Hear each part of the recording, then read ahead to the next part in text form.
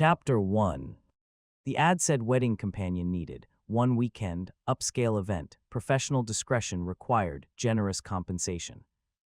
I had been staring at my rent notice for 40 minutes when I found it, 2 months behind. The coffee shop where I worked had cut my hours. My freelance graphic design was bringing in almost nothing because I had taken on 2 clients who had not paid, and I did not have the energy to chase them. I was 26 years old, and I was sitting in my flat at 11 at night calculating whether I could afford both food and electricity this month. I responded to the ad. I told myself it was probably nothing. Most things on that site were nothing, but the compensation listed was real money, the kind of money that would fix the rent problem and give me a month to breathe. I wrote a short professional response, attached a photo because the ad had asked for one, and sent it before I could think too hard about what I was doing. He called the next morning. His voice was low and even and precise. He said his name was Cain. He said he needed someone to attend a wedding with him as his girlfriend. He said the wedding was in 3 weeks in the countryside. He said it was a full weekend, Friday to Sunday. He said the person getting married was someone he had dated for 2 years and had not spoken to since she ended things 18 months ago. He said he did not want to show up alone. I asked why not. He said because alone meant he was still affected and he was not going to give her that. I understood that. I did not say I understood it. I asked about the terms. He said the compensation was what was listed. He said there would be a briefing beforehand so we could establish a credible history. He said he expected the performance to be convincing but not theatrical. He said he had specific preferences about how this would work and he would explain them in person if I was interested. I said I was interested. We met 2 days later at a coffee shop that was nicer than my usual. He was already there when I arrived. Pale skin, black hair, gray eyes that were doing the thing that some people's eyes did where they assessed you completely in the first 3 seconds and then settled into something more neutral. He was wearing a jacket that fit well, and he had the specific quality of someone who was used to being in rooms and knowing the room. He stood up when I came to the table, not performatively, just stood up. I sat down across from him. I had dressed carefully, not overdressed, just carefully. I was aware this was effectively a job interview. He looked at me for a moment, then he said good. I asked what was good. He said I looked like someone he would actually date. He said it without flattery and without discomfort, just an assessment, like he had been checking a box. I said I would take that as a compliment. He said it was one.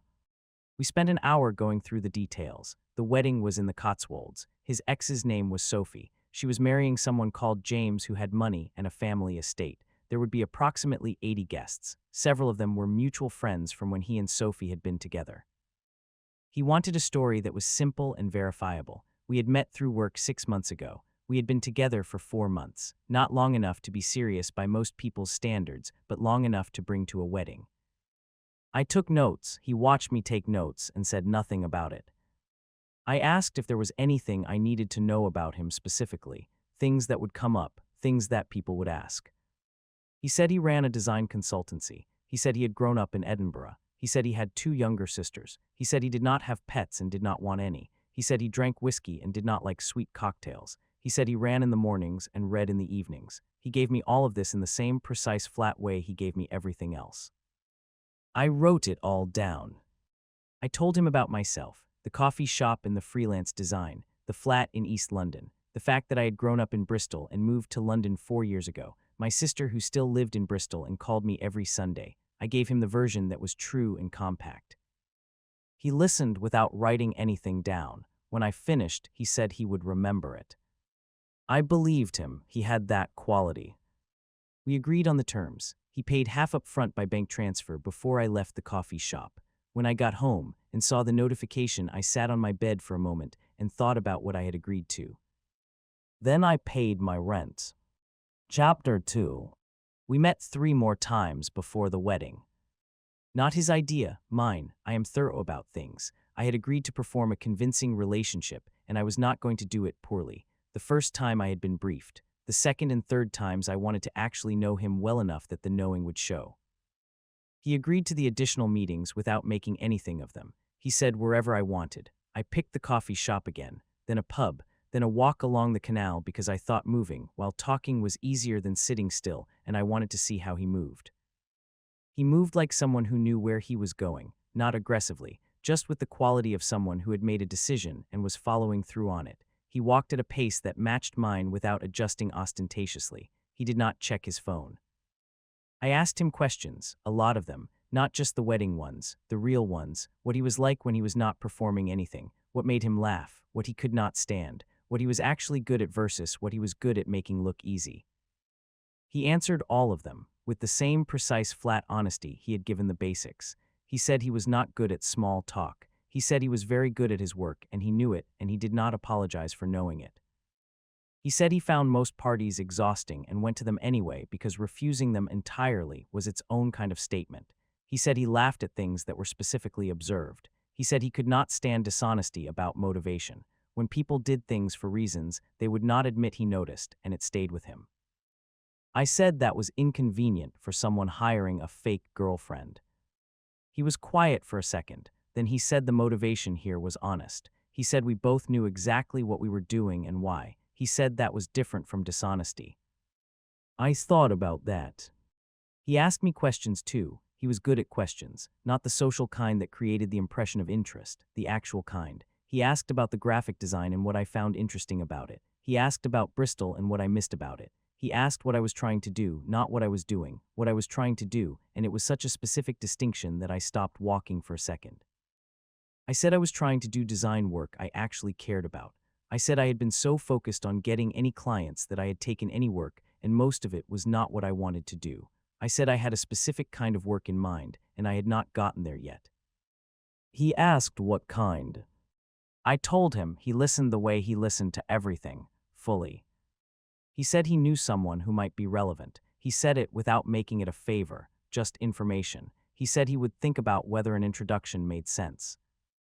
I said I was not expecting that. He said he was aware. He said he was saying it anyway. By the third meeting, I had a working knowledge of him that felt real rather than constructed.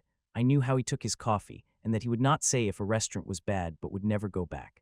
I knew he called his mother on Wednesdays. I knew he had a scar on his left hand from a climbing accident he was entirely unbothered by. I knew he slept badly and had stopped fighting it and just read until he was tired enough. I knew that Sophie had ended things by text. He had not told me this directly. He had said she had ended things, and I had asked how, and he had said by text, and the flatness in his voice when he said it was the first time I had heard something other than flat.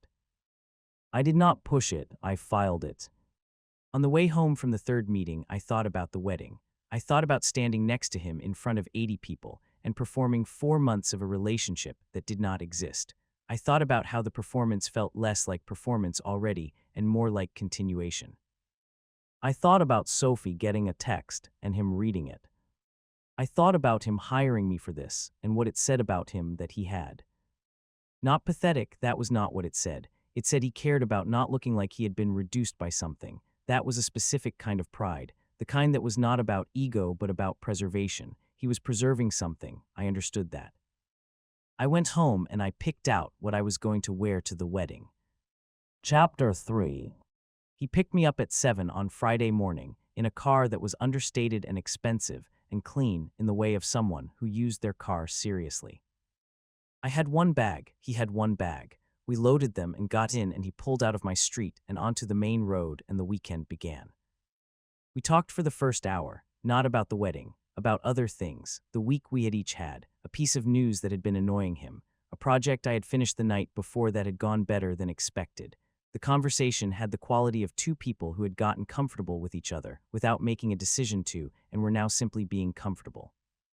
Then we got closer to the venue and he went quieter. Not shut down, just different. I could see him organizing himself, putting on something, not a mask exactly, more like a posture, the posture of someone who had decided how they were going to be in a specific situation and was settling into it. I reached across and put my hand on his arm for a second, just a second, then I took it away. He looked at me briefly. I said he was fine, I said we were fine, I said I had this. He looked back at the road, but something in his shoulders did the thing shoulders did when they dropped half an inch without the person deciding to. The venue was beautiful in the specific way of English countryside venues that had been beautiful for 300 years and knew it. Stone walls and gardens, and that particular quality of old English light that made everything look like it was happening inside a painting. We checked in, same room. He had not told me this, and I had not asked. I stood in the doorway of the room for a moment. There was a large bed and a sofa and a window that looked out onto the gardens. He said he would take the sofa. I said that was fine. We put our bags down, and he said the welcome drinks were in 40 minutes and asked if I needed anything before. I said I was good. I changed in the bathroom. When I came out, he was standing at the window in a dark jacket and trousers, and he turned when he heard the door and looked at me the way he had looked at me across the coffee shop table on the first day. Assessment and then something more neutral, except this time the something more neutral was slightly less neutral than it had been. He said I looked good. I said thank you. He offered his arm, I took it. We went downstairs. The welcome drinks were on a terrace. There were maybe 30 people already there. I scanned the room the way I always did, and he did the same thing beside me, and for a moment we were exactly in sync, and then a man called his name from across the terrace. The man who came over was tall and easy with himself, an old friend. He greeted Cain warmly and then looked at me with open curiosity. Cain introduced me. He used my name and said we had been together 4 months, and the story came out smoothly, the story we had built across 3 meetings and a drive, and I contributed to it naturally because by now I knew it well enough to live in it. The friend looked at me and then at Cain and said something quietly to Cain that I did not catch. Cain said something back. The friend laughed. I filed this. Then I saw Sophie. Chapter 4. Sophie was beautiful in the specific way of someone who had always been beautiful and knew how to use it. Blonde and polished and moving through her own wedding reception with the confidence of someone who had imagined this day many times and found the reality was meeting the imagining. She saw Cain before he saw her. I noticed because I was watching the room, and I saw her eyes find him and then find me and do the specific calculation that women did when they assessed another woman on the arm of a man they had once had. She was good at concealing the calculation, but not completely. Then Cain turned and saw her.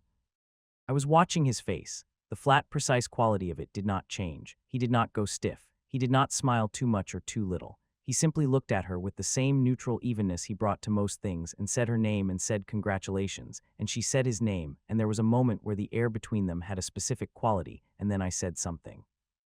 I do not remember what, something light, something that gave the moment somewhere to go. She looked at me and I smiled and introduced myself and said I had heard so much about the venue, and it was even more beautiful in person. I steered the conversation to the wedding and away from the history, and she took the direction because it was the easiest direction. Cain's hand found the small of my back. Not dramatically, just his hand settling there the way a hand settled when it knew where it was going, warm through the fabric of my dress, present. Sophie's eyes went to his hand for a fraction of a second, then back to my face, then to his. She said it was lovely to meet me. She said it with the specific brightness of someone who had decided to mean it regardless of what they were actually feeling. Then James appeared and introductions happened, and the moment dissolved into the general noise of the drinks party. We moved away after a few minutes. Cain steered us toward a quieter corner of the terrace. His hand stayed at my back until we were away from the crowd, and then it dropped. I said his hand had been convincing. He said he had not been thinking about convincing. I looked at him. He was looking at the garden beyond the terrace. His gray eyes had the quality they sometimes got where I could not read them, and I had been paying close attention for 3 weeks. I said all right. He looked at me then, something in his face that was the nearest to undone I had seen it. He said she looked happy. I said she did. He said good, he said it quietly. I thought about that for a long time later. The good, the specific quality of it, like he had actually wanted that and had checked and found it and could set it down now. I reached up and straightened his jacket lapel. It did not need straightening. He let me do it anyway. I said we should get more drinks. He said yes. We went and got more drinks. Chapter 5. The wedding was at 2 in the afternoon in the chapel on the estate grounds. We sat 3 rows back on the groom's side. The chapel was old stone and full of flowers, and the light through the windows was the specific gold of a good October afternoon. It was beautiful in a way that required no performance to appreciate. I was aware of him beside me, the specific warmth of him in the cool chapel, the way he sat with the same quality of presence he brought to everything, not performing solemnity, just there. Sophie came down the aisle, and she was genuinely radiant in the way that people were radiant when they were doing the thing they had chosen. I watched the ceremony, and I was aware of watching it next to someone who had once thought this might be his life, and then had it ended by text.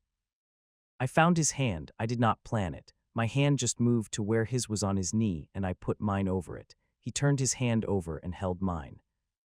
We sat like that through the vows. Nobody was watching us. The room was watching Sophie and James, but we were sitting there with our hands joined, and it was not for the performance because nobody was looking. The reception was in the main house, long tables and good food, and the specific warm chaos of 80 people who were mostly happy to be there. We were seated with 4 other couples, 2 of whom knew Cain from before. They were warm with him and curious about me, and I performed the 4 months with the ease of someone who had been practicing for 3 weeks. Except it was not practice anymore. That was the thing I understood sitting at that table. When I talked about him, I was not reciting constructed facts. I was talking about someone I actually knew. I knew how he took his coffee. I knew he called his mother on Wednesdays. I knew he slept badly and read until he was tired enough. I knew the flatness in his voice when he said by text. I knew that when something mattered to him, he went quiet rather than loud. The woman across from me asked how we had met, and I told the work story, and she said we seemed very comfortable together for 4 months. She said it with the observation of someone who had been married long enough to know what comfortable looked like. I said it had been a very good 4 months. I felt him look at me when I said that. After dinner, there was dancing. He asked if I wanted to, and I said yes. He was a competent dancer the way he was competent at everything, and we moved together without difficulty, and he held me at the appropriate distance for a couple who were 4 months in and comfortable. Sophie danced past us with James. She caught my eye and smiled. A real one this time. Something had settled in her. She was where she wanted to be, and she knew it, and the knowing had relaxed something. Cain had seen the smile. I could tell from how he held me slightly differently after. Not tighter, just differently, like he had confirmed something. We stayed until 11. He had 2 drinks the whole evening. I had 3. We said our good nights and went upstairs, and he took his jacket off and sat on the sofa and said that had gone well. I said it had. I got changed and got into bed. He turned off the main light, and the room was dark except for the lamp by the sofa. I said good night. He said good night. I lay in the dark, and I thought about his hand, turning over in the chapel to hold mine when nobody was watching. Chapter 6. I woke up at 7, and he was already awake. He was on the sofa with a book and a cup of tea he had made from the room's kettle, and the early morning light was coming through the curtains, and he looked up when I sat up. He asked if I wanted tea. I said yes, please. He made it and handed it to me and sat back on the sofa and went back to his book. I sat up in bed with my tea and looked at the curtains and listened to the countryside morning outside and thought about the weekend. After a while, he said the brunch was at 10. I said we had time then. He said yes. I asked if he was all right. I asked it directly because it was Sunday morning, and we had been through a wedding together, and I had watched him see Sophie and see her happy and do whatever he had needed to do with that. He was quiet for a moment, then he said yes. He said he thought he was actually all right. He said that was slightly surprising. I asked if he had expected not to be. He said he had not known what to expect. He said he had not seen her in 18 months. He said he had not known what seeing her would do. I waited.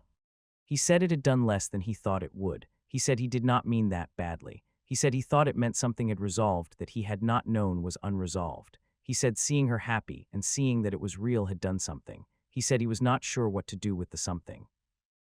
I said I thought that sounded like closure. He said he had always found the word closure irritating.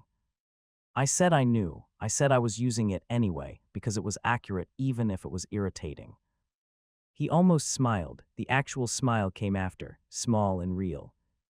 I said I was glad the weekend had given him something useful. He looked at me, the gray eyes doing the thing I had started to be able to read, the thing where something was present that he was deciding whether to say. He said it had given him more than one useful thing. I looked at my tea. I said the brunch was at 10. He said yes. He went back to his book. I finished my tea and got up and went to the bathroom and stood at the sink for a moment looking at my face in the mirror. The weekend was ending. That was what was happening. The job was finishing. The 3 weeks of careful construction were concluding, and on the drive back to London, we would be two separate people who had built a very convincing fiction together and had been paid for it.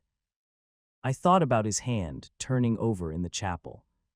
I thought about it had given him more than one useful thing. I turned on the tap and washed my face and did not think about anything else until I had to. Chapter 7.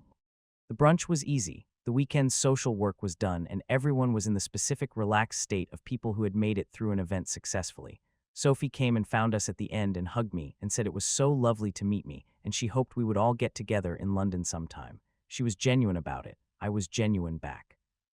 We loaded the car. We pulled out of the estate at noon. The countryside was doing its autumn Sunday thing in the pale October light. We did not talk much for the first 30 minutes, not uncomfortably, just quietly, the way we had been quiet together in the evenings on the canal walk, comfortable with the same silence. Then he said something. He said he wanted to make the introduction he had mentioned, the contact for the design work. He said he had thought about it, and it made sense, and he did not see a reason to delay it. I said the job was over. I said I was not expecting anything additional. He said he knew. He said he was doing it anyway. He said it was separate from the job. I said all right. He said he would send an email this week. I said thank you. We were quiet again. The motorway was doing its motorway thing. The light was flat and gray in the way of a Sunday afternoon drive back to the city. I looked at the window. I thought about the weekend being over and what that meant practically. The second half of the payment would arrive this week. The rent was covered. I had a month to breathe. That was what this had been. A job, a well-executed job. I thought about the chapel, and I thought about Sunday morning tea, and I thought about he had said it had given him more than one useful thing, and I thought about all the things I was not going to do anything about because they were not part of what we had agreed. He said my name. I turned from the window. He kept his eyes on the road. He said he had a question. He said I did not have to answer it. I said all right. He said had I found the weekend difficult. He said difficult meaning anything. He said he was asking because he was aware that what he had asked me to do was a specific thing, and he wanted to know how it had landed. I thought about that. I said no. I said not in the way he meant. I said there had been one thing that I had found unexpectedly complicated, but it was not his problem. He said he would like to know what it was, if I was willing to tell him. I looked at the road ahead. I thought about whether to say it. I said the complicated thing was that at some point during the weekend, I had stopped performing, and I was not sure exactly when that had happened. The car was very quiet. He said he had noticed that.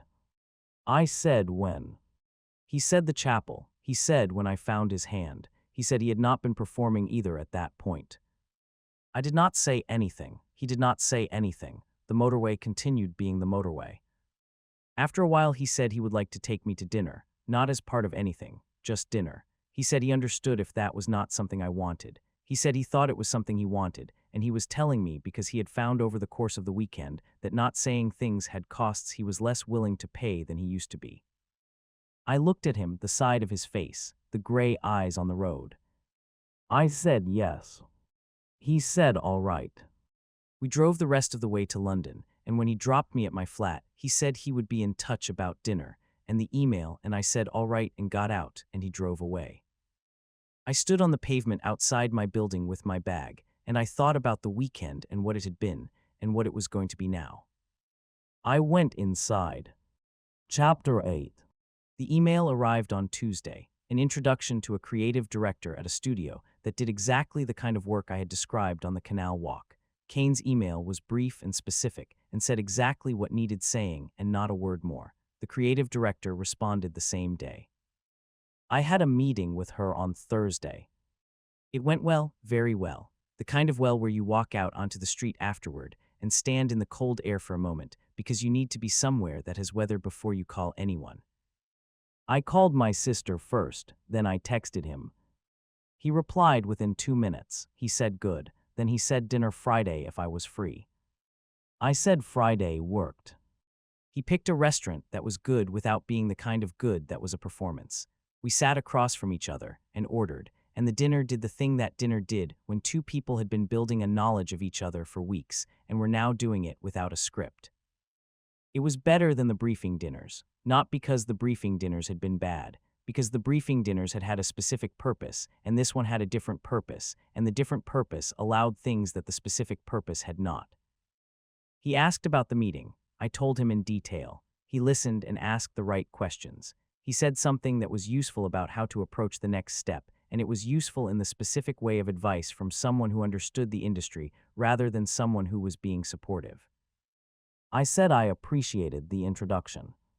He said I had done the rest myself. I said I knew. I said I was still appreciating the introduction. He almost smiled. The real one came after. We talked for 3 hours, not about the wedding, not about Sophie, about things that had nothing to do with any of that, his work and what was interesting about it, a film I had seen that week and what I thought about it, a thing his younger sister had done that he found genuinely funny, small things, ordinary things, the texture of two people's actual lives. He walked me to the tube. It was cold and the street was busy, and he was beside me with the same quality of being in the same direction that he had on the canal walk. At the entrance to the station, he stopped. I stopped. He said he wanted to be clear about something. He said he did not want the thing that was happening between us to be complicated by the way it had started. He said the way it had started was what it was, and he was not going to pretend it was something else. He said he also did not want it to define what it was now. I said I understood the distinction. He said good. I said for what it was worth I had stopped performing before the chapel. I said I thought it had been the Friday evening drinks. I said when I reached across in the car and told him he was fine I had not been performing that. He looked at me, the gray eyes. He said he had thought so. I said good night. He said good night. I went down into the tube, and on the train home I looked at my phone and thought about the distinction he had made between how it started and what it was now. I thought it was the most Cain thing he had ever said, precise and honest and not apologizing for the precision. I found that I was very glad he had said it. Chapter 9. We saw each other twice the following week, once because he had tickets to something and asked if I wanted to go, once because I had found something I thought he would find interesting and texted him, and it turned into coffee, and then a walk and then dinner because neither of us suggested stopping. The week after that he came to my flat for the first time. I made food. He brought wine and looked at my flat with the same thoroughness he looked at everything and said nothing about it being small. He found my bookshelf and spent 20 minutes looking at it before we ate.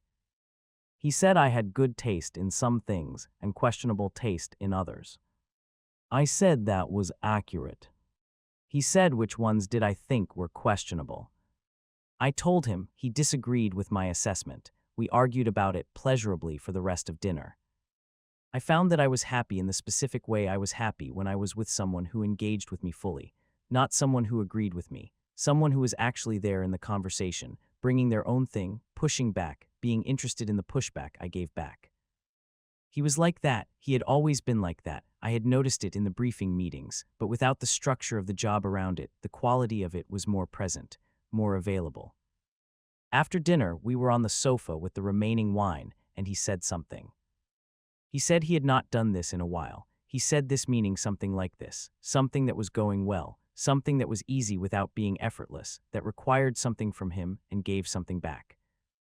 I said how long was a while. He said since Sophie. He said it simply. He said she had not been the last person, but she had been the last person where there was something real. He said after her, he had been doing the version of things that did not require him to be actually in them. I said I understood that. He asked if I had something similar. I said not exactly. I said I had been too busy being underpaid to be properly heartbroken by anything. I said that was the silver lining of financial stress. It absorbed other things. He said that was a bleak silver lining. I said I was aware. He said things were less financially stressful now. I said yes. I said the studio meeting had turned into a contract. I said it had happened that week. I said I had not told him yet because I was still absorbing it. He looked at me, something on his face that was warm in the specific way of someone who was glad about something for someone else rather than for themselves. He said that was good. I said it was very good. He reached across and put his hand over mine on the sofa, not the chapel gesture, something else. Something that was just his hand on mine because we were on my sofa and the wine was good and he had found out something good had happened to me and he wanted to be in contact with me while he was glad about it. I turned my hand over and held his. We sat like that for a while. At some point I said I was glad he had put the ad up. He said he was glad I had responded. I said that was a very strange sentence for where we had ended up. He said yes, he said he did not find it strange. He said it had been a practical solution to a specific problem, and it had produced something he had not anticipated, and he was not inclined to question the mechanism when the outcome was this. I said that was the most Cain sentence I had ever heard. The actual smile, not the almost, the real one. Chapter 10. It got named on a Wednesday evening 6 weeks after the wedding. We were in his flat. I had been there 3 times by then, and it was exactly what I had expected from knowing him. Clean and deliberate and full of books and one very good lamp, and the specific quality of a space that someone had set up for how they actually lived rather than how they wanted to appear to live. We had made dinner together, which was something we had started doing because it was better than restaurants when you wanted to talk properly, and we had found that we both cooked in a way that was compatible. He was precise about quantities. I improvised. The results were consistently good. After dinner, we were at the kitchen table with tea, and the evening had the quality it had when neither of us was in a hurry to end it. His kitchen was warm. The city outside was doing its Wednesday night thing. He had been looking at something on his laptop, and he closed it and looked at me. He said he had been thinking about something. I said, all right. He said he had been thinking about what we were doing and what he wanted it to be. He said he had been precise about a lot of things in his life, and he had not been precise about this, and he would like to be. I waited. He said he was not interested in continuing something that was undefined. He said undefined was fine for a while when things were getting started, but he found it unsatisfying to stay in it. He said he was aware he was not the easiest person, and that what he was saying might not be what I wanted to hear, and he was saying it anyway because saying it was better than not saying it. I said, what was he saying specifically? He said he wanted this to be a real thing. He said he wanted the thing we were building to have a name and a direction, and to be something we were both choosing deliberately rather than falling into by default. I looked at him across the kitchen table, pale skin and black hair and gray eyes that were looking at me with the same quality they had in the chapel and in the car and on my sofa, present and specific and not performing anything. I said I had been waiting for him to say that. He said, how long? I said since the drive home. I said probably since the chapel, but the drive home was when I was certain. He said he had known since Friday evening. He said when I reached across in the car and said he was fine, he had known the performance was over and what was replacing it. I said that was earlier than the chapel. He said yes. He said he had been making sure. I said of what? He said that it was not the situation, that it was not gratitude or proximity or the specific intimacy of performing something together. He said he had wanted to be certain it was me specifically and not the circumstances. I thought about that. I thought about him making sure across 6 weeks of dinners and walks, and my bookshelf, and his lamp and Wednesday evenings with tea. I said I appreciated the making sure. He said he thought I would. I said for the record I had been making sure too. He said he had thought so. I reached across the table. He met me halfway. We held hands across his kitchen table in the Wednesday evening warm, and the city outside did not care at all about any of it, and that was exactly right. He said he was glad I had responded to the ad. I said I was glad I had been 2 months behind on my rent. He said that was a terrible thing to be glad about. I said the outcome justified it. He said yes, it did. Epilogue. 6 months after the wedding, I am in his flat on a Sunday morning. This has become a thing, Sunday mornings. He runs first and comes back and makes coffee, and I am usually awake by then reading something, and we have coffee at his kitchen table, and the morning does what mornings did when you were somewhere you wanted to be. The studio contract became a longer project. The creative director turned out to be someone I genuinely liked working with. The work was exactly the kind of work I had been trying to get to, and now I was in it, and it was as good as I had thought it would be, better in some ways, different in others. He had watched all of this with the specific quality of attention he gave things that mattered to him. He did not perform enthusiasm. He was interested. When I talked about the work, he engaged with it. When something was difficult, he did not offer comfort. He offered the useful version of the thing, which was usually better. I had met his sisters, both of them. They were nothing like him in manner and completely like him in the ways that mattered, sharp and honest and interested in things. The younger one had looked at me across the dinner table and then looked at him and said something in the specific code that siblings used. He had responded in kind. I had pretended not to notice. Afterward, he had said she liked me. I said, how could he tell? He said she had used his actual name instead of the nickname she had been using since he was 12. He said that was her version of approval. I said that was a strange system. He said it was their system. My sister had met him on video call first. She had been her characteristic self, which was direct and slightly terrifying. She had asked him questions that I would not have asked on a first meeting. He had answered them all without flinching and with the honest precision that was simply who he was. Afterward, she had said to me that he was serious. I said I knew. She said she meant it as a compliment. I said I knew that too. The Sunday morning coffee is finished. He is reading. I am looking out the window at the street below. He says my name. I look at him. He says Sophie emailed. He says she and James are having people over for dinner next month. He says she has invited us. I look at him, the gray eyes, the specific quality of them that I know now, what they look like when something is easy and what they look like when something costs him and what they look like right now, which is the easy version. I say, do we want to go? He says he thinks yes. He says he thinks it would be good to go. He says it simply, the way he said good in the chapel terrace when he had confirmed she was happy, the same good, something set down. I say, all right then. He goes back to his book. I go back to the window. I think about the ad, about sitting in my flat at 11 at night looking at a rent notice and responding to something I had told myself was probably nothing, about the coffee shop and the canal walk and the briefing that became something else, about a chapel in October and a hand turning over, about a motorway and a dinner and a sentence that made a distinction between how something started and what it was now. About this Sunday morning.